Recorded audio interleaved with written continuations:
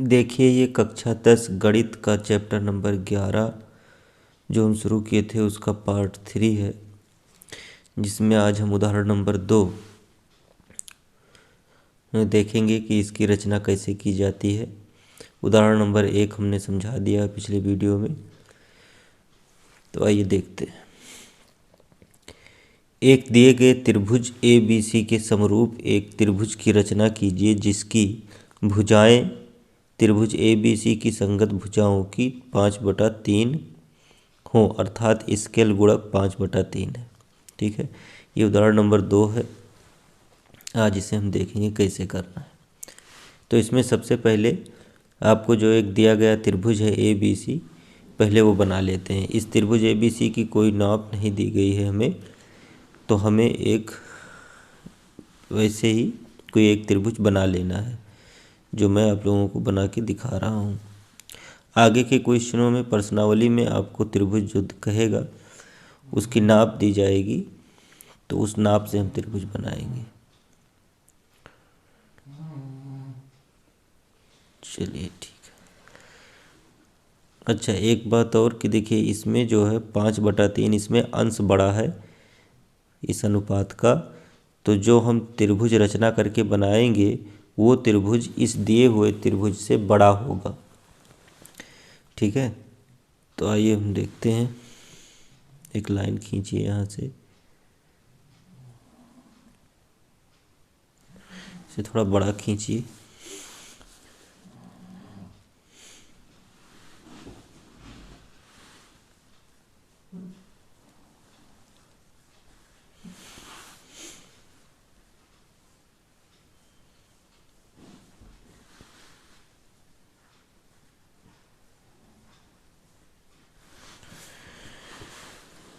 ठीक है, इसका नाम A, यहाँ पर B और यहाँ पर C रख दीजिए। ये दो लाइनें हमने बढ़ा दी है, अभी आपको ज़रूरत पड़ेगी इसकी, तो जो है चाहे इसी समय इसे बढ़ा दीजिए, चाहे अभी ना बढ़ाएं तो बाद में बढ़ाना पड़ेगा, इसलिए हमने इसी समय बढ़ा दिया है। देखिए इसकी रचना करने के लिए जो आपको त्रिभुज दिया रहेगा पहले वो बना लीजिए। जैसे कि मैंने ABC एक त्रिभुज बना लिया। उसके बाद में यहाँ B से न्यून कोण बनाती हुई एक किरण खींचिए।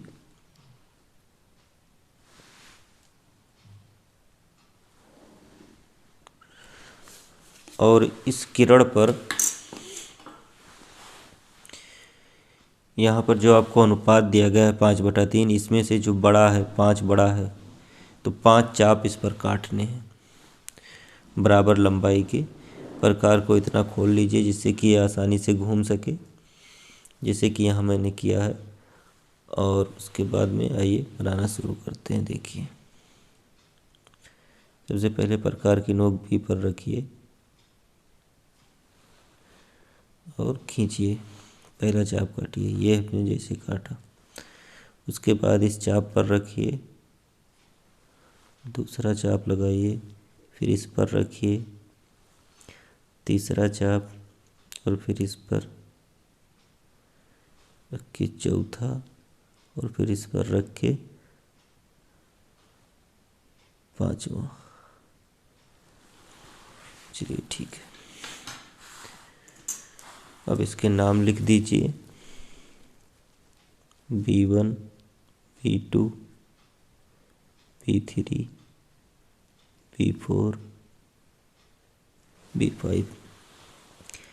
यहाँ आपको अनुपात दिया गया है 5/3, तो ये त्रिभुज बड़ा बनने वाला है। तो इसमें जो छोटा अनुपात है, छोटी संख्या जो दी गई है अनुपात में, जैसे 3 दिया गया है, तो पहले क्या करिए आप कि इस जो चाप 3 आपने काटा है यहाँ पर, यहाँ इससे और इस C को मिला दीजिए।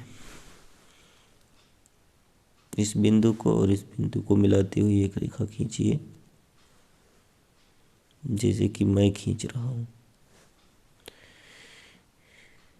इसे जब आप लोग देखें तो कॉपी कलम प्रकार सब लेकर बैठें और हमारे साथ साथ बनाएं, तभी ये कर पाएंगे। कि ये हमने खींच दिया है। इसके बाद में आपको करना ये है कि इस रेखा के समांतर एक रेखा खींचनी है जो P5 से होकर जाएगी। ठीक है, तो ये देखते हैं कि इसे हम कैसे खींचेंगे।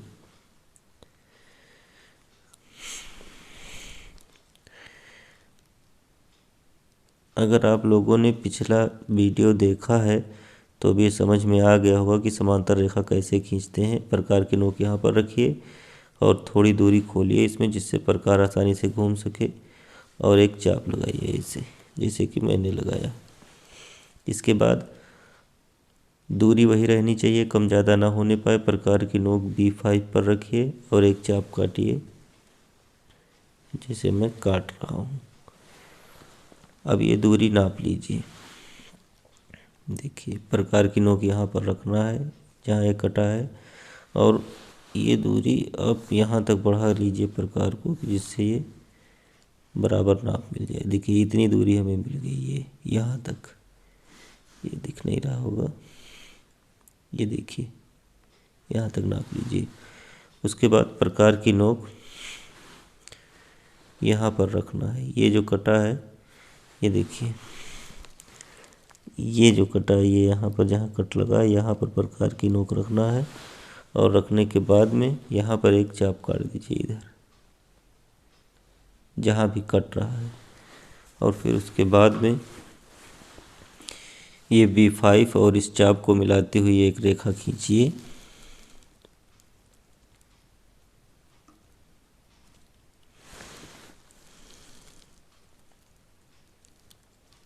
जैसे मैं खींच रहा हूँ,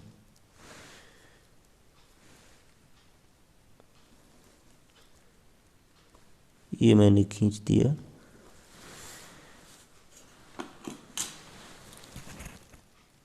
ये रेखा इस रेखा के समांतर है।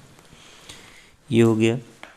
इसके बाद में जो अगला काम करना है वो ये है कि इसका नाम आप रख दीजिए C'। और अब यहाँ से इस रेखा के समांतर एक रेखा खींचनी है जो जाके आपको AB पर प्रतिच्छेद करेगी इस रेखा को। चलिए देखते हैं कैसे खींचेंगे। सबसे पहले प्रकार की नोक यहाँ C पर रखिए, यहाँ पर ये चाप लगाइए। प्रकार की नोक अब C' पर रखिए, यहाँ से काटिए एक चाप। उसके बाद ये दूरी नाप लीजिए, थोड़ी सी पर ज़्यादा है, कम कर लेते हैं।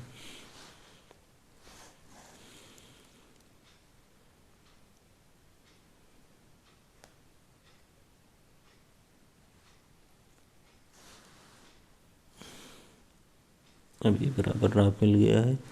अब प्रकार की नोक यहाँ रखना है। यहाँ रखने के बाद में इसे कट कर देना है। जो इसके लिए किए थे सेम वही चीज़ यहाँ पर करना है। और अब C' को और इस चाप को मिलाते हुए एक रेखा खींच दीजिए। ये शायद छोटी पड़ेगी तो इसे थोड़ा सा बढ़ा लेते हैं इसी के सीध में। अब देखिए, अगर पहले ना बढ़ाया होता तो ऐसे पूरी रेखा यहाँ तक इसे बढ़ानी पड़ती। पहले से बढ़ाया हुआ था। C' और इसे मिलाते हुए एक रेखा खींचिए।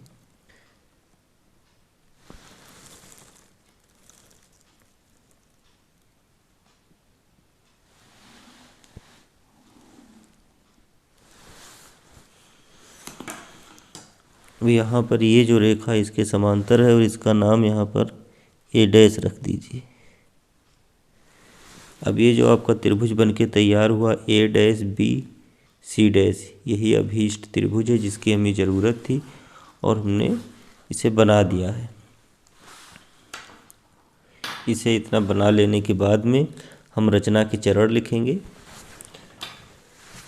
रचना का चरण, इसमें रचनाएं जो भी लिखनी है वो मैं लिख ले रहा हूँ, उसके बाद फिर आप लोगों को समझा रहा हूँ।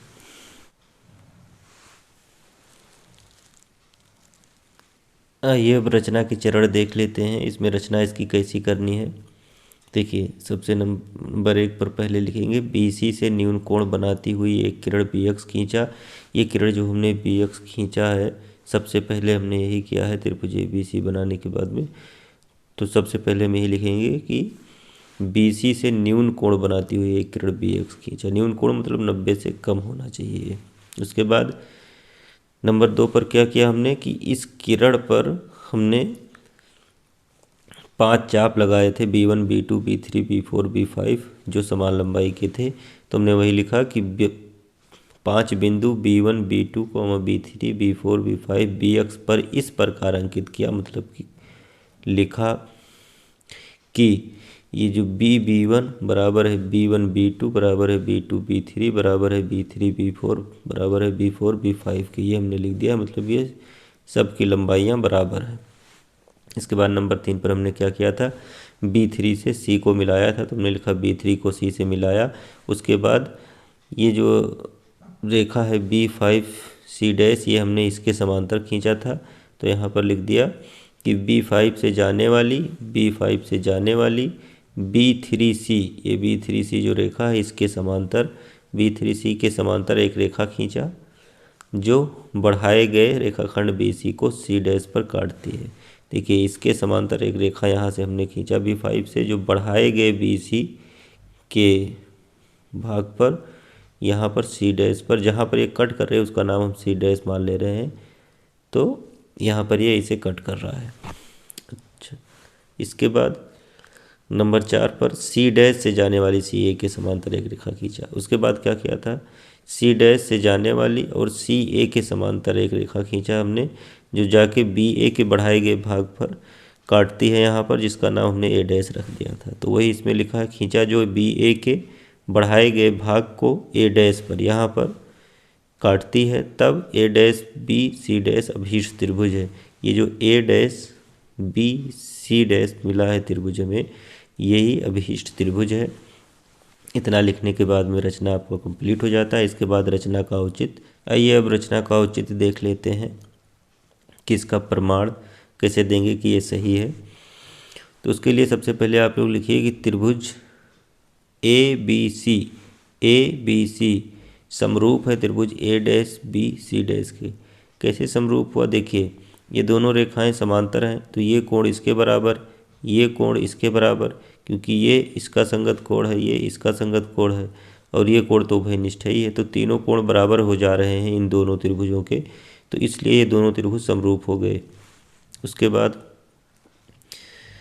जब ये दोनों त्रिभुज समरूप हो गए तो समरूप त्रिभुज के संगत भाग या समरूप त्रिभुज के संगत भुजाओं के अनुपात बराबर होते हैं।